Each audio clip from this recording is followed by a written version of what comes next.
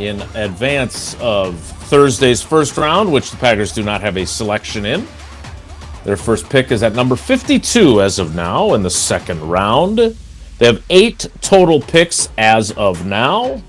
We will see where they are at if they make some trades back and accumulate more picks. Last year they went into the draft with 8 picks, and they exited the draft with 8 picks, tied for the fewest picks of Brian Gutekunst's tenure. The graphic that I sent you from Mike Clay is going to take you a while to digest, Brian. It's a lot of numbers, a lot of teams. Basically, what he did was he took the presumed starting 5 of each of the 32 teams, ranked them, and then came up with a composite score. We'll talk about that after we talk with Evan Cohen, because it's a lot of numbers. Like it took me a while. Had to do a lot of zooming in. So let's instead of zooming in, let's zoom out to the bigger picture of where this Packers team is at as the draft approaches. Because as I've been saying throughout the week, and I think I said this to you last week on the Homer Hour, like I'm going through position by position previews on Channel 3000, and I'll tell you what, man. There's needs at every single position. I finally got to a position where I didn't think they had a clear need. Safety. And the only position group I have left are specialists. So, and you could argue that we're not quite sure about the kicking situation, but at least they have 2 candidates that are on the roster. So when you look at this team and try to figure out what their greatest needs are, what are your top 3 or your, quite frankly, top 5 or maybe even top 7 or 8, given how many needs they have? What are the ones that spring to mind first for you, Brian? I think it's the secondary and the DBs, right? Like I think that's issue number 1. I mean, you look at who's currently on the roster and you look at the depth chart, and it's very thin. I mean, it's extremely thin, and to me, that's concerning because listen, like it's not that like guys can't step up and play well. That's not what I'm saying, but I normally feel a lot better when there's proven players that have played meaningful snaps in the NFL that are on that roster or in that position group that are your anchor guys, and then you fill it with maybe a free agent or maybe a couple draft picks, and they get to kind of learn the ropes from those guys, and then if they have to go in for some reason, they're ready to roll, right? Like that's kind of the way I feel about that, and it's the same reason why number 2 for me is offensive line. That's almost the exact same reason why the O-line is. You see the starting 5, right? And we'll get into the rankings you sent me. But regardless of what you think of them, there's your starting. Like you have at least a starter for every position. But after that, the depth of that group is very thin, and the competition for that group is very thin. We'll put it that way. There's really, as of right now, if training camp were to start today, I don't think anyone's pushing anyone for a spot. There's no camp battle. There's nobody looking over their shoulder thinking, "Hey, if I don't perform well in camp, I'm losing this gig by week 1." And that's something that I feel like you always need in training camp, is especially in that group. It's not the same as all the other groups. I feel like it's a little bit different. The offensive line group is obviously very tight knit. A lot like everyone's friends for the most part in my experience. But there's normally always some competition for a spot or 2, or there is the actual perception of that, right? Whether you know it or not, right? Whether it's an open challenge, which sometimes there is, or if you kind of catch it through the grapevine that upstairs is looking at this position as a competition spot, right? Like you normally figure that out through the first week of camp based on Mm-hmm. reps, who's taking what, and you kind of get the feel that, hey man, this is competition. There's none of that as of right now going into camp. There's not, because who are you going to put in instead of the guys that are already there? Based on who's on the depth chart, no one, nobody. Right. So for me, that's a problem. Third would be edge rusher. That's a very thin position as well. I mean, obviously, you get Micah Parsons back. When, I don't know. But even when Mm-hmm. he does get back, he will not be taking the workload that he took before he got hurt.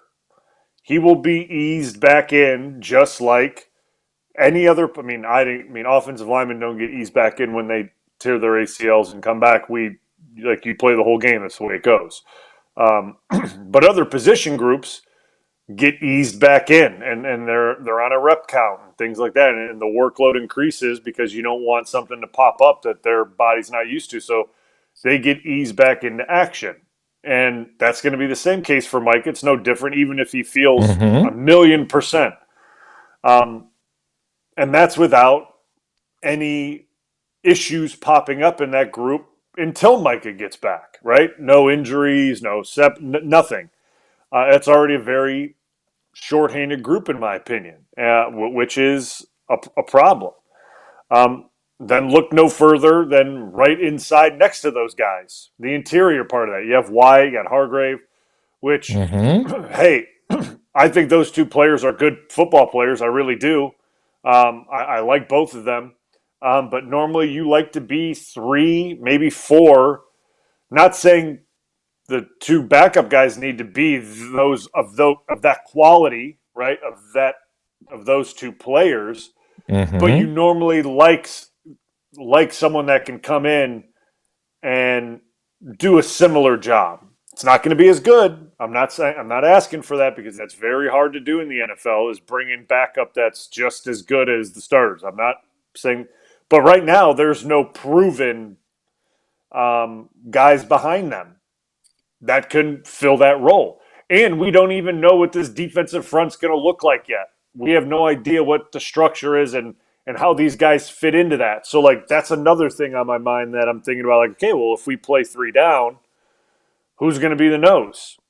I mean, and if our nose needs a break, who's going to be the replacement nose? Because we all know in that scheme, if you don't have a nose tackle and he's just getting absolutely worked off the ball, that's the middle of the defense, and you're going to get gashed up the middle, like you just are. So that's a concern of mine. Um, then I look around, and then I probably say the tight end group. You have Tucker Kraft. Love Tucker Kraft. Going to get paid Mm-hmm. probably going to be, if not the second, maybe the first highest paid tight end in the league fairly soon. I would, if I had to take a guess. Um, but he's also working back from an injury. He's also coming back from an injury, and Mm-hmm. if you want to run, you know, two tight end sets, you need to have another guy. And currently, like, they just whatever you want to think about Musgrave, or right, he's gotten more responsibility over the last few years, and it just hasn't gone according to plan. Right? Like, we'll just say that. We'll just say it hasn't gone according to plan or what they thought it would be. So that's another group that is very thin. If you and I'm not saying Tucker Kraft, but if something happens to one of the backup guys, the depth is super thin. Then it's like Right. nobody there. They played John Fitzpatrick more than they played uh, Musgrave last year, and then he ruptures his Achilles, and I think he's a free agent too. So he's not part of the mix. Josh Wiley played some last year, but I think what we're getting to, Brian, is the good news is they can draft the best player available because they basically have needs at every position, which you don't expect to say about a team that you also view as a Super Bowl contender. And I get it. And you made a really good point. Like, every team has depth issues. No one has 22 starters And then 22 backups who are all starters in, like Joe Barry used to call them starters in waiting. No, there Yeah. are guys that are backups. Now, there may be Yeah. some that like you were a starter in waiting in 2010. You didn't know you were going to be doing it in like game 4. But there are other guys that they are backups. And ideally, Yeah. you don't want them to have to play.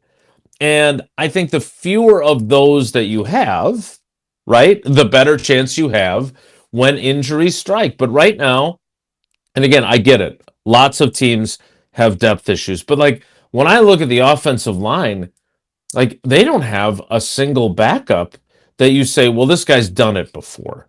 We know what he is. Donovan Jennings, Darian Kennard, like Darian Kennard, every time they needed him to fill in, then they wanted to find somebody else to fill in instead if the guy that he was filling in for wasn't available the next week. They Yep. re-signed him. Maybe they have more faith in him now, but again, I look at each position and I just see a lot of question marks that unless they have, and I always bring up your 2014 team, unless they have that kind of good fortune where you missed one game and you were the one offensive lineman and all you missed was one game. Jesse doesn't appreciate how hard it was for you to come back from an MCL after only one game, but No. that's fine. Um, but you guys, you had to move Clay Matthews to middle linebacker because you lost. Who'd you lose? That was the middle linebacker at the time. You had to make that one move. That was the one move you had to make. Other than that, though, you guys and your defense was damn good in the second half of the season because you were healthy Yep. and because your offensive line stayed together. Your offense was good, and you were able to play a guy with a torn calf and have him be effective despite that injury. All right, we need to get to Evan Cohen of Unsportsmanlike. We'll get into the offensive line a little bit later in the show, and then we'll get ready to talk to Brian Gutekunst, who is scheduled to speak with reporters at 11 a.m. Central Time as we get ready for the NFL draft. The draft was here last year, so that was an escape for a lot of people. For me, I was a little nervous about where I was going to park